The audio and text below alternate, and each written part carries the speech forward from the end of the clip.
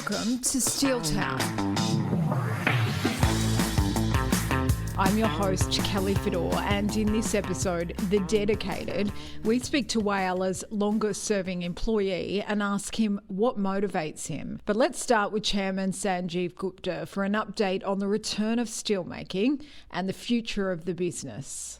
Thanks for your time, Sanjeev. The people of Whyalla are familiar with the steelworks history before you purchased the business in 2017, and that memory seems to be at the forefront of people's minds. Is that happening again? No, absolutely not. There's a sea of difference between what happened when RM collapsed and the current situation. And that main difference is the fact that there was enormous debt, which RM was burdened with, which basically took them down. What is common is that steel market was poor then as well, and is poor now. But there is no comparison between the two situations. Whyalla has no debt. We made sure that all debt was cleared and it was free of Greensill as soon as possible. As first debt we repaid after Greensill collapsed.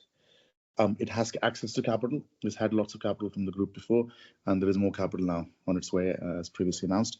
So there is no comparison between the situations. Also at the forefront of people's minds has been the resumption of steel making.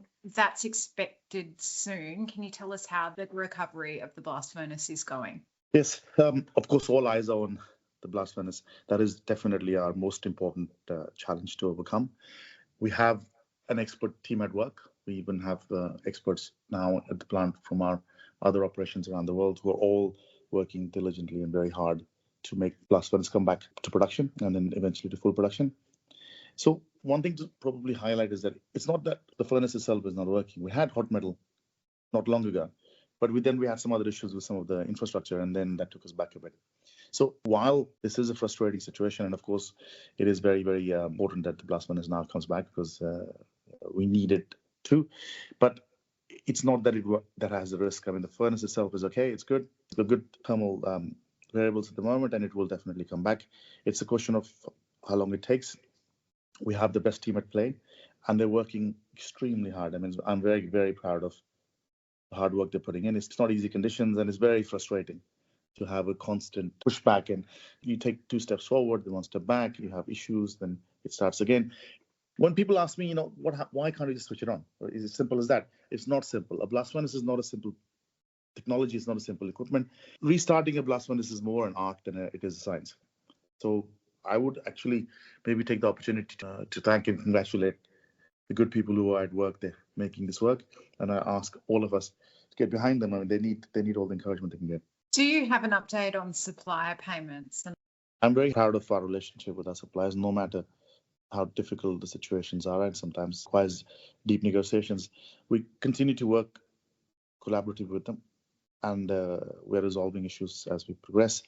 This is one of the toughest markets I've seen in my life, and there is a lot of competition from China. China is exporting more than ever because of its own domestic issues.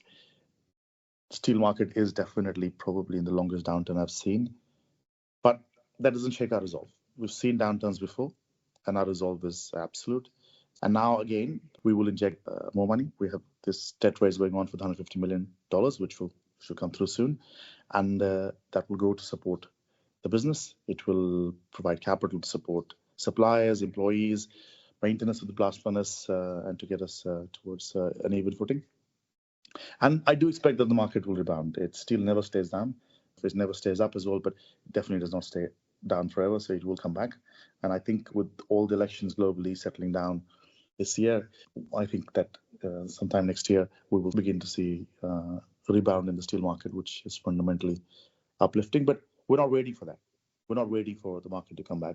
We have to be resilient, and we have to be in a position that despite the poor market, we can be profitable. And that is what our Back to Black initiative is all about. Given your extensive experience in the steel industry, how does this year rank in terms of how tough it's been? And do you have a message for the Whyalla people as they head into Christmas? Kelly, it's been over 30 years that I've been working in steel, and I can safely say that this year has definitely been one of the toughest, if not the toughest, in my memory. But, that's the nature of steel. It is cyclical. And we've seen downturns before. While I've seen downturns before, even before me, and certainly during my time, we have seen issues and problems before. But we've come through them. We've been resilient. Our workforce is resilient, Whyalla as a town is resilient, and it will get through it again. So while there is a lot of distraction, and there are different stakeholders who have different agendas of their own, and it's easy to get distracted when there are problems. My point is that we should just remember that we've been through trouble before, and we will get through it again. And the other point is to remember that my commitment is absolutely rock solid. I haven't wavered from that, and I won't. I've continued to support Whyalla, and I will continue to do so in times to come. And the last thing to remember is that while we may have been dealt with poor cards in the short term, whether it's poor market conditions, whether it's a plant which is weak or difficult because it's got various issues attached to it, but we've also been dealt the best cards out of any I know in the world in terms of prospects for the future. The prospects for the future are green steel. We need it to happen. The planet needs it. Our customers, our next generation needs it.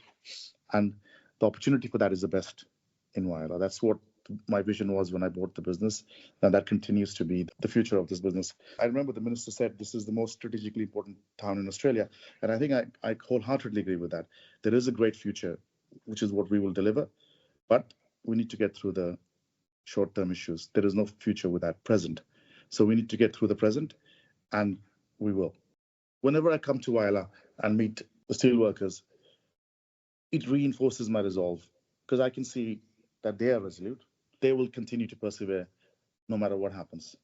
And they are with me, and I think that is something which always gives me confidence no matter how difficult the situation is. And I think that's our biggest asset. The biggest asset we have is our determination to succeed, no matter the conditions. Is that the same message that you're giving customers? How is supply and those relationships going? Look, I think it's been very encouraging as we've gone through our issues this year to see customer support, because what it underlines is that Whyalla is important and the local production of rails and beams is important for the market, and they need this to work. So we have had an incredible journey so far where we've had various degrees of different types of interactions with our customers.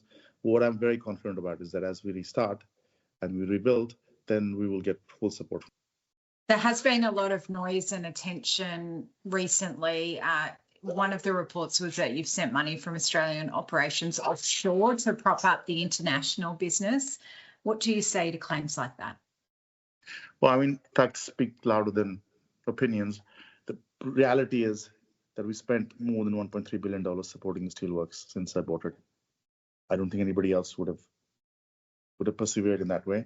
And actually, there's some claims that we make money mining, and that's been taken away. But even that, if you look at the total support which Whyalla has received, both the steelworks and the iron ore business together, in the last 2 years alone, it's received more than $400 million. So it's clearly been supported very heavily by the group rather than the opposite. And again, now that we have issues, a further support is coming. We have this money raise which is going on right now, and we will have $150 million in short order, which will go towards supporting the business and restarting and supporting our employees, supporting our vendors, keeping the blast furnace going, fixing it, and producing high quality steel, which we're very proud of for the market again, as we've been doing for decades. There was some mention I saw recently about bank loans and intergroup loans and so on. I mean, this is perfectly normal. We have loans and you have to repay them, which we did. We have intergroup loans, which move around. Whyalla receives money, pays back money. It's just normal business practice, and we should not get distracted. Another commentator has said the state government would prefer a different owner. Do you think it would be better if someone else took over? I don't know who else would have lost $1.3 billion on the steelworks. My commitment is absolute, and I can't think of anybody who will still persevere with this steel plant and this blast furnace. So I don't think there is anybody. That's it. I mean, there's plenty of companies which have chosen different paths, right? Blast furnaces are having issues everywhere. Back home in the UK is the best example. Tata is a great company, one of the best, most responsible companies. But they chose to close down their blast furnace, lay off thousands of people, and save money and use that money to invest in the electric arc furnace. That's not the path I chose, and I'm proud of my path, even if it is very difficult, and I will persevere with it. When you think of the Whyalla Steelworks and its people, it's impossible to go past Noel Goldsworthy. John Ortlieb toured the steelworks with the Transport Projects lead to find out a little about his decades of service. Hello, Noel. How's it going? How many years is it now? 56 and a quarter, Lewis. So, not long to go now. Hi, my name's Noel Goldsworthy. I'm 76 years old and I'm currently been with the Steelworks for just over 56 years. So how did you get your start at the Steelworks, Noel, and what were you doing? Well, it's an interesting story. I worked for 3 years in the Commonwealth Bank and I was a bit bored. It seemed, it wasn't enough happening for me. So I left and went building fences with my then professional cycling coach. And then one of the managers here just happened to ask me, would I like a job? And I thought, well, yes, I need something more secure than building fences in Whyalla. So that's what happened, and I started as a wharf dispatcher down at the wharf in 1968. And where has your career taken you in those 56 years now, Noel? Well, I've worked in a number of areas within the steelworks, of course, and I've been lucky enough to have some national responsibility in terms of our rail distribution systems throughout the country. Been overseas on a couple of trips, but I've been in areas where we're actually doing, making a difference. I think there's seeing the product from manufacture to delivery is pretty interesting to see that whole supply chain. It was never a chore to come to work. There's always interesting things in the transport game, whether it be ships, trains or trucks. So it was all a bit of fun. Well, I was in that office over there just behind us, and so I used to control the movement of the straddles and that coming from the mill. Apart from the safety, what other sort of changes have you seen happen around the steelworks? I think we've become smarter in the way we deal with customers, and the value of a customer versus, well, we're going to make something and just going to give it to you. I think there's much more collaboration and working with customers and us valuing the products we help to build Australia in a lot of respects. And I think that's a challenge we're facing right now, is to how we ensure that we can provide steel to the Australian steel market. There's only us and BlueScope really that make steel in Australia. So I think it's important from the national interest that we grow and survive. I know you're president of the golf club. You were out there with Mission Australia for the sleep out the other night, raising money for homeless youth. Tell me a little bit about your community involvement. I don't know. It's just innate in me, I think. I struggle to say no if somebody, would you do this or would you do that? You can make a difference. I guess that's the thing. And like the Mission Australia sleep out, I thought it was a bit posh in some respects. I was expecting it worse, but it was very interesting to hear the stories and the ladies that are involved in those community-like things. It was very interesting to hear the facts and figures and see their compassion and willingness to support that cause. And I just, when I was there, I was thinking, this is just so typical of people in Whyalla.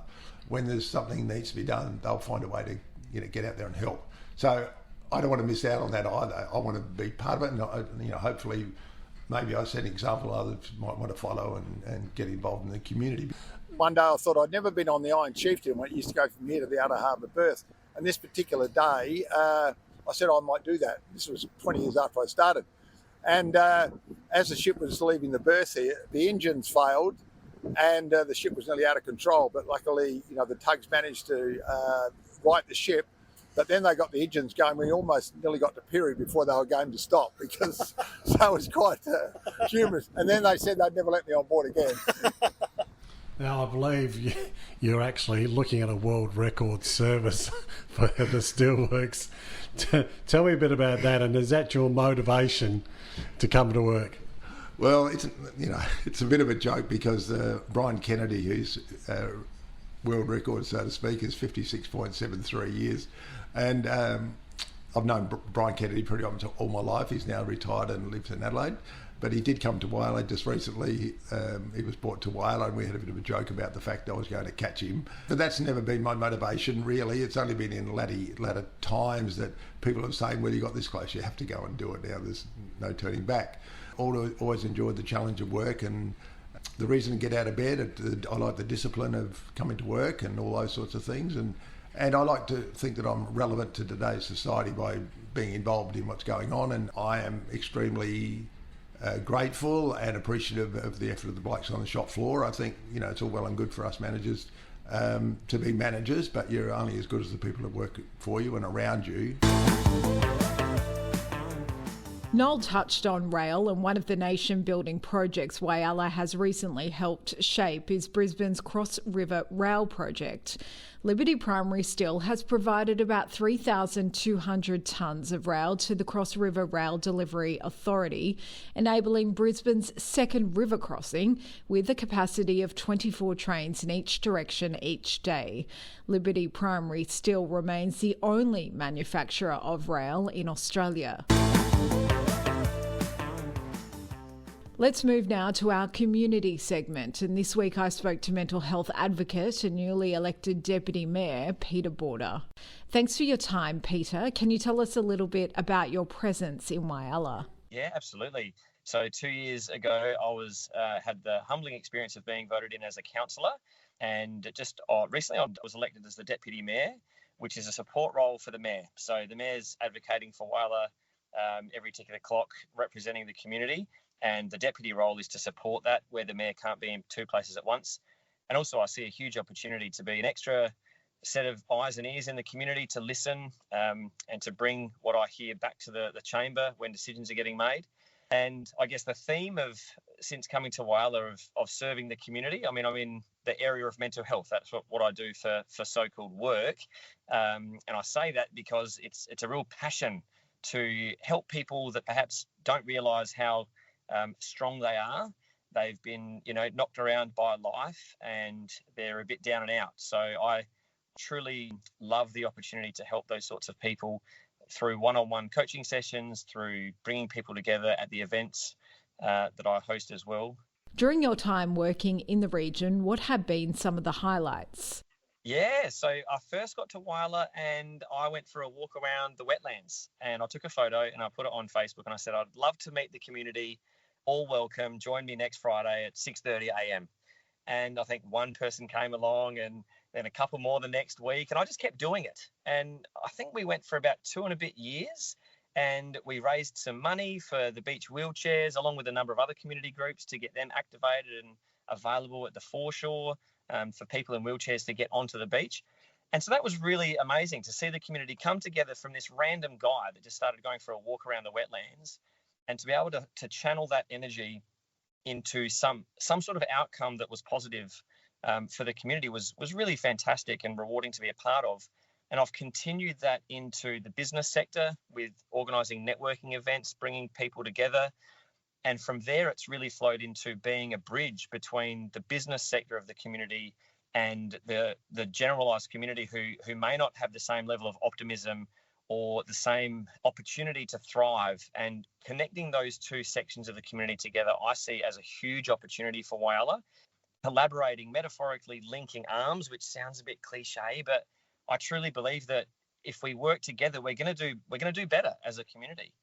And the Wellness Weekend, which I ran in 2022 and then again in 2023, was another effort to raise awareness for proactive lifestyle choices. We often will go to the doctor expecting a miracle result with low cost and no inconvenience, and please no discomfort either.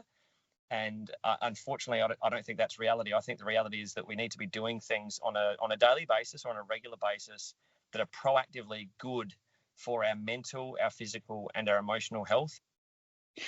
GFG supports several community organisations and programs. Do you see the benefit of business being part of this work as well? Absolutely. It's essential. The opportunity for GFG to set an example for other companies and businesses to follow as well. And I think this recent example that I just shared about is a testimony to that it's not just about a donation. Yes, that certainly helps. That's going to grease the wheels and make some things a bit easier to achieve in a material sense. But I think there's a morale boost and there's a spirit of collaboration when people not just put their money where their mouth is, but they put their time and they put their heart with what they're talking about as well. We all say we want to make a difference, but what are we doing?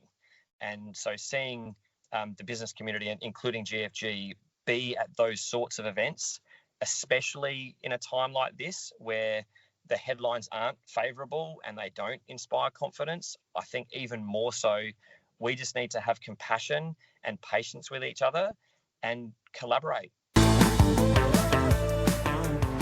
As we head into Christmas, let's end on a summer-themed safety takeaway.